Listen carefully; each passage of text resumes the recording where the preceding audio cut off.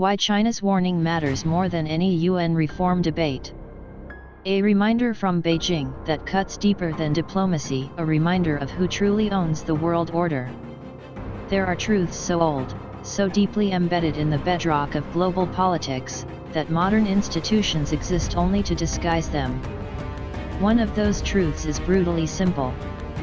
Power belongs to those strong enough to enforce it and to those who won the last World War. Everything else is ornament. Last week, China quietly tore away that ornament. With a cold, clinical precision, Beijing invoked Articles 53, 77, and 107 of the Union Charter, relics from 1945 that most diplomats pretend no longer exist. But they do exist.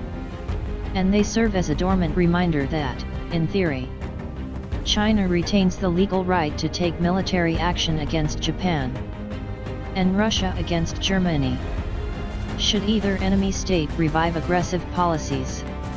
A shocking idea to contemporary sensibilities, but a faithful mirror of the historical logic the world still runs on.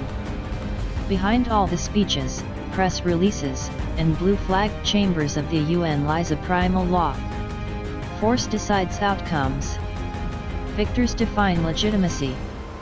And institutions survive only as long as they reflect real power. Why UN reform is an illusion. New powers rise. India, Brazil, South Africa. The debate about Security Council reform intensifies each year. But none of these states stormed Berlin or Tokyo in 1945.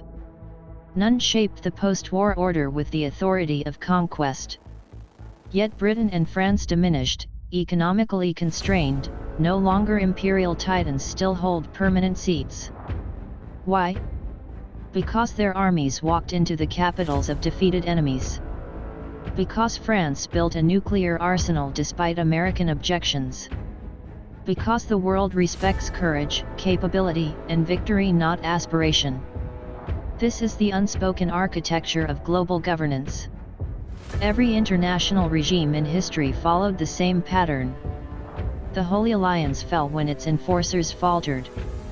The League of Nations crumbled not because its design was flawed, but because Britain and France lacked the strength to stop the catastrophe brewing in the 1930s. When power collapses, institutions collapse with it. This is why any discussion about reviving the original authority of the UN Charter is political theater.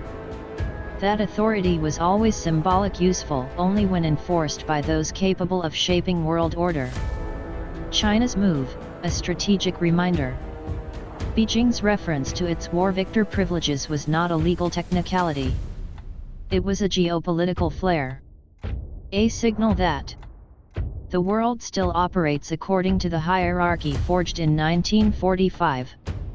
And China is fully aware of its place among the victors. This reminder comes at a moment when Western interpretations of international law look increasingly detached from reality.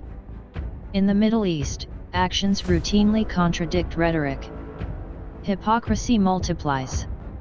The distance between proclaimed norms and actual behavior grows so wide that institutions lose credibility. And when credibility collapses, the system drifts. Why the UN still matters and why the world should be worried. The UN is not relevant because of its speeches or resolutions. It is relevant for one reason only. Its structure mirrors the real distribution of destructive power. Its permanent members are nuclear states, the only states with the legitimacy of victory and the capability to enforce global order. No alternative grouping comes close. China's signal matters because it shows Beijing is comfortable inside this system. It does not seek to replace the post-1945 architecture only to assert its rightful place within it. It is willing to invoke forgotten privileges to remind others of the true foundations of world stability. The United States, despite frustrations, also benefits tremendously from this system. Britain and France cling to it as the last vestige of their global stature.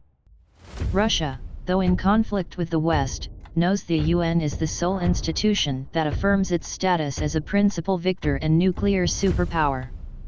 Only one event could bring true danger.